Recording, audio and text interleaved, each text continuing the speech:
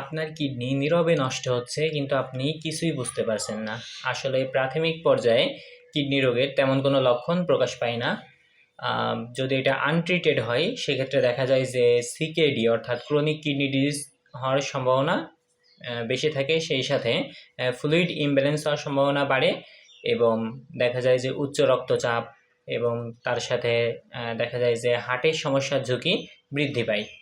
প্রিয় দর্শক, আপনি যদি কিডনি সুরক্ষিত রাখতে চান, আপনার প্রেশার এবং ডায়াবেটিস ম্যানেজমেন্ট করতে হবে, এগুলোকে নিয়ন্ত্রণ রাখতে হবে এবং সেই সাথে আপনার স্বাস্থ্য চেক আপের ভিতরে থাকতে হবে। এটি নির্দিষ্ট সময় পর পর আপনার সেরাম ক্রিয়েটিনটা দেখতে হবে যে এটি আসলে কত পয়েন্টে আছে। যদি 1.3-র নিচে থাকে তাহলে কোনো টেনশন নেই, যদি 1.3 বা এর বেশি থাকে সেক্ষেত্রে দেখা যায় যে কিডনির রোগের শুরু।